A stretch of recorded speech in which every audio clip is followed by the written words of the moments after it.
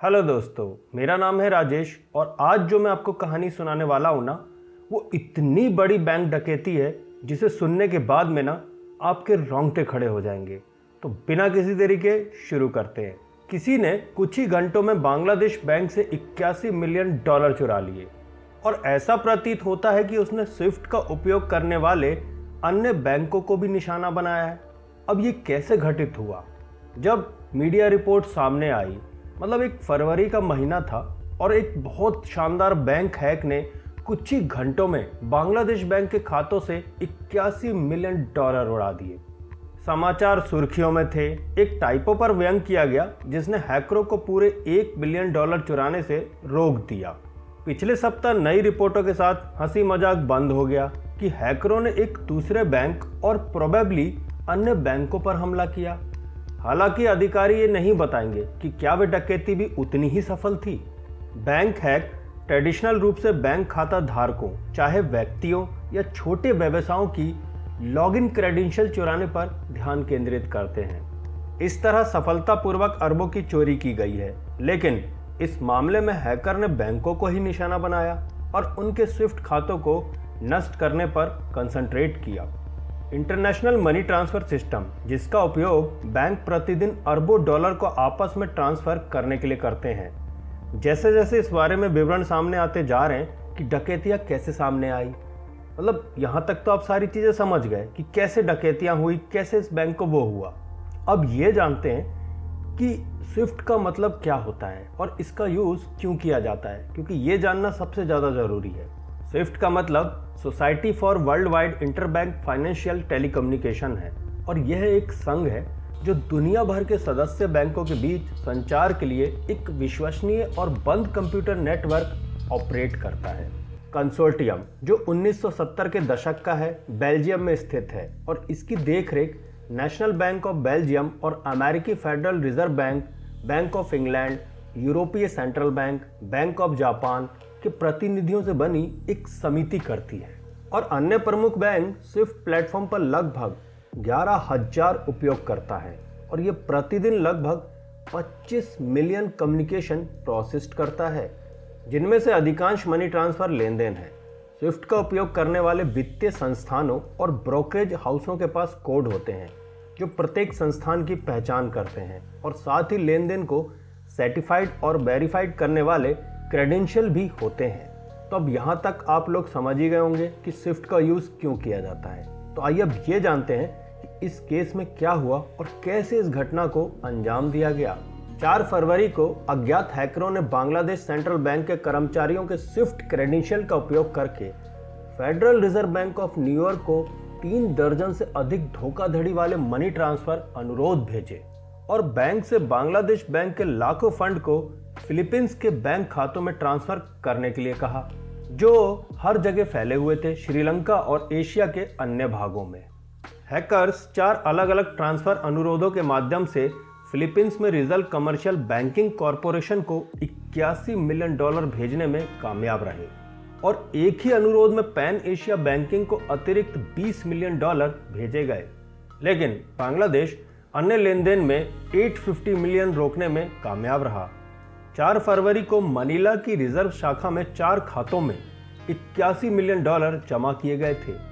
ये सभी खाते 1 साल पहले मई 2015 में खोले गए थे, लेकिन फरवरी में चुराई गई धनराशि आने तक इनमें केवल 500 डॉलर जमा होने के कारण ये निष्क्रिय थे।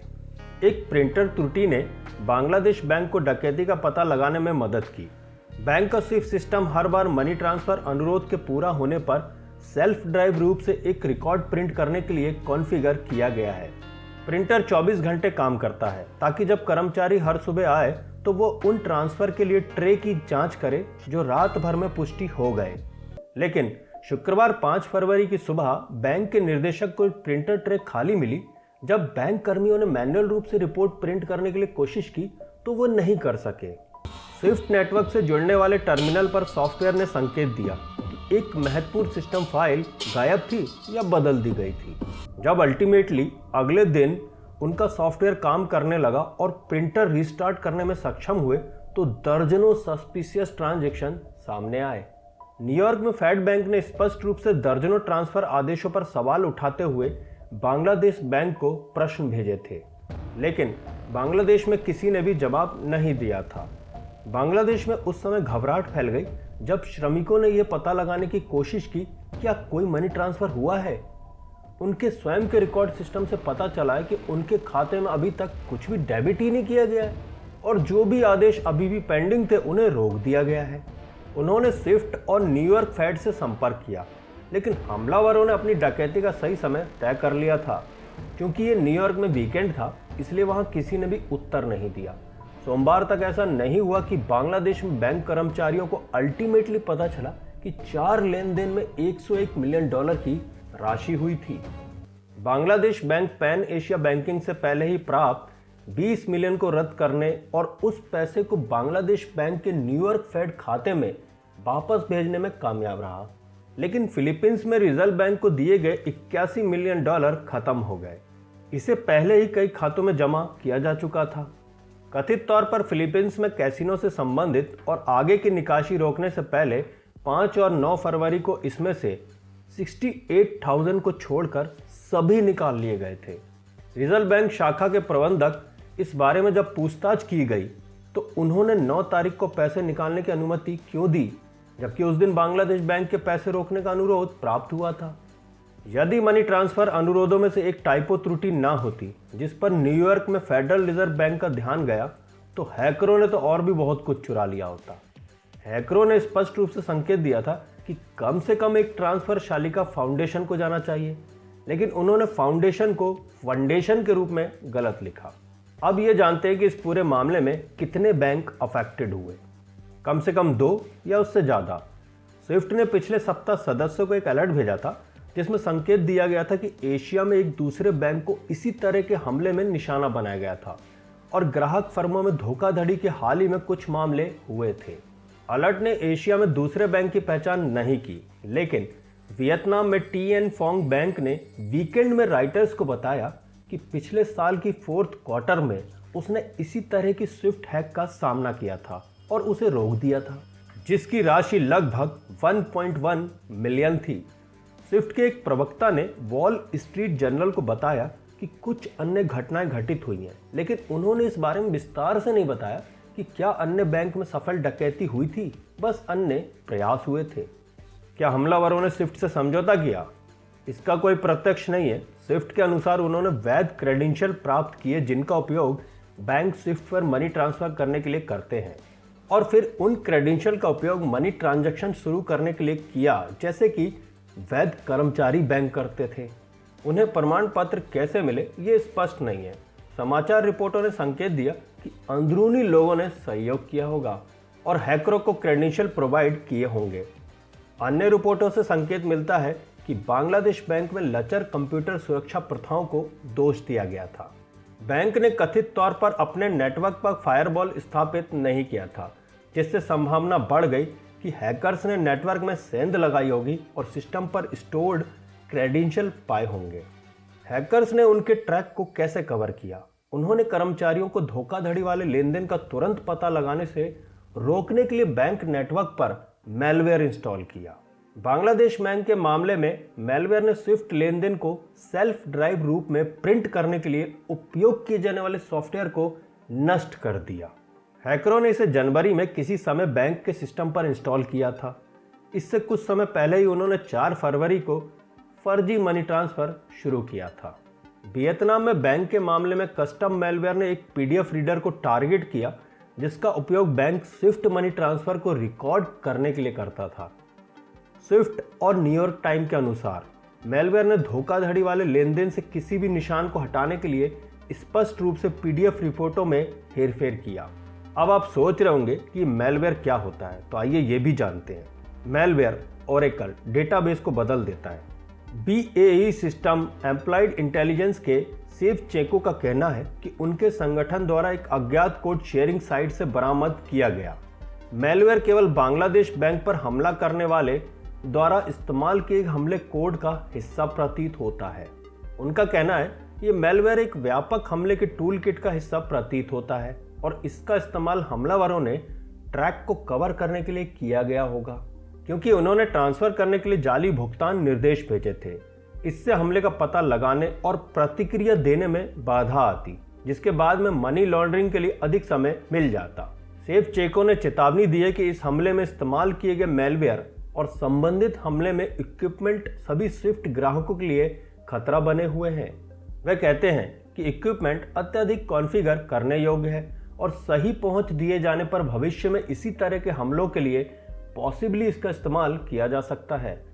उन्होंने ये भी चेतावनी दी थी कि इस हमले में पहेली के कई टुकड़े अभी भी गायब हैं, जिसमें हमलावरों ने धोखाधड़ी वाले ट्रांसफर कैसे भेजे, मेलवेयर कैसे इम्प्लेंटेड किया और महत्वपूर्ण बात यह है कि इसके पीछे कौन था।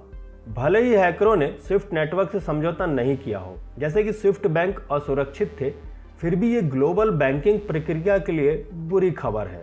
स्विफ्ट नेटवर्क पर लेन देन करने के लिए सदस्य बैंक द्वारा उपयोग किए जाने वाली मेथड्स को टारगेट करके हैकर्स उस प्रणाली को कमजोर कर देते हैं जिसे अब तक कट्टर माना जाता था। ये घटनाएं स्विफ्ट रिपोर्टिंग की विश्वसनीयता के बारे में सत्यनिष्ठा के मुद्दे भी उठाती है। अमेरिकी सरकार सस्पिशियस मनी ट्रांसफर के प्रति सचेत करने के लिए स्विफ्ट लेन देन रिकॉर्ड पर भरोसा करती है, जो आतंकवाद के फाइनेंसिंग से संबंधित हो सकता है। सरकार के अनुसार सो कॉल्ड आतंकवादी वित्त ट्रैकिंग कार्यक्रम ने अमेरिका और हमारे सहयोगी गुर्गों और उनके फाइनेंसरों की पहचान करने और उनका पता लगाने में, आतंकवादी नेटवर्क का चार्ट बनाने और उनके हाथों से धन को दूर रखने में मदद करने की अनुमति दी है। लेकिन अगर हैकर स्विफ्ट एड पॉइंट्स पर सिस्टम को इतनी आसानी से नष्ट कर सकते हैं, जैसा कि उन्होंने बांग्लादेश बैंक की डकैती में किया था, तो वे पॉसिबली मनी ट्रांसफर शुरू करने के लिए भी काम कर सकते हैं, जो आतंकवादी समूहों या उन देशों को बढ़ावा देते हैं जिनके बैंक खाते की धनराशि इंटरनेशनल सेक्शन के कारण रोक दी गई है। Funding evil, how terrorism is financed and how to stop it लेखिका राचेल एहरनफोल्ड का कहना है कि उन्होंने और अन्य लोगों ने कई साल पहले कैपिटल हिल पर सांसदों को चेतावनी दी थी कि स्विफ्ट या फेडरल रिजर्व बैंक को हैक करना आतंकवादी समूहों के लिए TFFO निगरानी को बाईपास करने का आदर्श तरीका होगा। वह कहती है, हमें बताया गया कि साइबर सुरक्षा इतनी अच्छी है कि आप ऐसा नहीं कर सकते, लेकिन निश्चित रूप से ऐसा कर सकते हैं। अब सवाल यह भी है कि ऐसी कितनी घटनाएं थी जिनके बारे में हम जानते ही नहीं हैं। इस प्रकार के बैंक इस तरह के विज्ञापनों को पसंद ही नहीं करते जब वे हैक हो जाते हैं। अब किस पर दोष लगाएं? खुद हैकर्स के अलावा बांग्लादेश बैंक ने बांग्लादेश से पुष्टि की प्रतीक्षा करने के बजाय मनी ट्रांसफर की अनुमति देने के लिए federal reserve bank of New York को दोषी ठहराया। न्यूयॉर्क फेड ने प्रोटेस्ट किया कि उसने दर्जनों सस्पिशियस ट्रांसफर पर सवाल उठाने और उन्हें वेरीफाइड करने के लिए बैंक से संपर्क किया और उसे कोई भी प्रतिक्रिया नहीं मिली। रिजर्व बैंक के अधिकारियों ने कहा कि कर्मचारियों ने 5 मनी ट्रांसफरों को मंजूरी देने और 30 अन्य को ब्लॉक करने में सही प्रोसीजर का पालन किया। बांग्लादेश बैंक का कहना है कि फेड बैंक को तब तक सभी मनी ट्रांसफरों पर रोक लगा देनी चाहिए थी जब तक कि उसको सस्पिशियस समझने वाले एक्सचेंज पर फीडबैक ना मिल जाए। सोनी हैक से क्या संबंध है? बांग्लादेश बैंक के सिस्टम पर पाया गया मेलवेयर सोनी हैक में पाए गए कुछ मेलवेयर से समानता रखता है, जिसके लिए अमेरिकी सरकार ने उत्तर कोरिया को जिम्मेदार ठहराया है। लेकिन ब्लूमबर्ग से बात करने वाले बांग्लादेश बैंक की जांच से परिचित किसी व्यक्ति के अनुसार इस मेलवेयर का उपयोग वास्तविक डकैती में नहीं किया गया था। इस बात के सबूत है कि 3 अलग अलग हैकिंग समूह बांग्लादेश बैंक के नेटवर्क में थे, जिनमें से एक का मेलवेयर में साझा उपयोग के कारण सोनी हैक से पोटेंशियल कनेक्शन है। लेकिन फॉरेंसिक सबूतों और बांग्लादेश बैंक के नेटवर्क में इस समूह की गतिविधियों के अनुसार उस मेलवेयर के पीछे का समूह बांग्लादेश बैंक के पैसे चुराने के लिए जिम्मेदार नहीं लगता है। इसके बजाय ऐसा रियलाइज होता है कि तीसरे ग्रुप ने इस ऑपरेशन को अंजाम दिया है, एक ऐसा ग्रुप जो सोनी हैकर से संबंधित हो सकता है और नहीं भी। फिलीपींस में सरकारी इन्वेस्टिगेटर प्रेजेंट में इस घटना की जांच कर रहे हैं ताकि ये पता लगाया जा सके कि बांग्लादेश बैंक से चुराए गए $81 मिलियन किसने उड़ाए। चुराई गई धनराशि में से कम $21 मिलियन कथित तौर पर पूर्वी हवाई के फिलीपींस बैंक खाते में जमा हो गए, जो कि चीनी व्यवसायी किम वोंग द्वारा संचालित कंपनी है, जो कहते हैं कि उन्होंने इसे एक चीनी ग्राहक को कैसीनो ऋण का निपटान करने में मदद करने के लिए भुगतान के रूप में प्राप्त किया था। उस देश में कैसीनो मनी लॉन्ड्रिंग विरोधी कानूनों के अंडर नहीं आते हैं, जिसका अर्थ है कि एक कैसीनो द्वारा प्राप्त पैसे करने के बाद पैसा कहाँ जाता है, इसके रिकॉर्ड रखने में अंतराल है। तो दोस्तों, मेरी ये स्टोरी आपको अच्छी लगी हो ना, तो प्लीज़ मेरे चैनल को लाइक करना, शेयर करना और सब्सक्राइब करना। Thank you.